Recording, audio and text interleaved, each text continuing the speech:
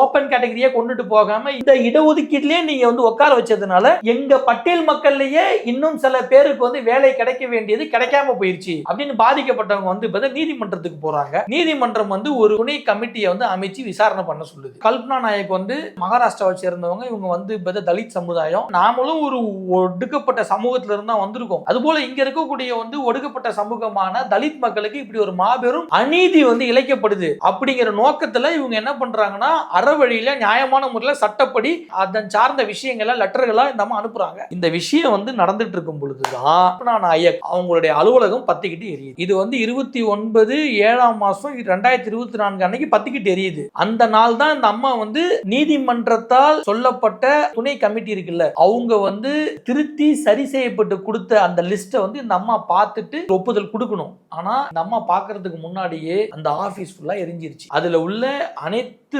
ஃபைல்களும் எரிஞ்சு போச்சு. அந்த ரூம் மொத்தமே எரிஞ்சு போச்சு. தீ வைக்கப்படுதுங்கிறத தாண்டி அந்த அம்மா வந்து கொலை செய்யறதுக்கு முயற்சி செய்யப்பட்டிருக்காங்க அப்படின்னு அந்த அம்மா வந்து புகாராவே கொடுத்திருக்காங்க. ஆனா இன்னைய வரைக்கும் பெருசா எந்த விதமான நடவடிக்கையும் இல்ல, அதற்கான தீர்வும் இல்லை. அதற்கு அடுத்த நாள் 30/7/2024 அன்னைக்கு சீமா அகர்வால் வந்து கல்பனா நாயக்குடைய ஒப்புதலே இல்லாம லிஸ்ட்டை இவங்க வந்து அனௌன்ஸ் பண்றாங்க. ஏன் அவங்க கிட்ட காசு வாங்கி இருக்க கூடாது அப்படின்னு நம்ம கேட்கிறோம். இந்த சீமா அகர்வால் ஐபிஎஸ் வந்து இப்ப சமீபத்துல ராதாகிருஷ்ணன் சாலையில வந்து 38 கோடி ரூபாய் மதிப்புள்ள ஒரு பெரிய ப்ராப்பர்ட்டியை வந்து விலைக்கு வாங்கியிருக்காங்க.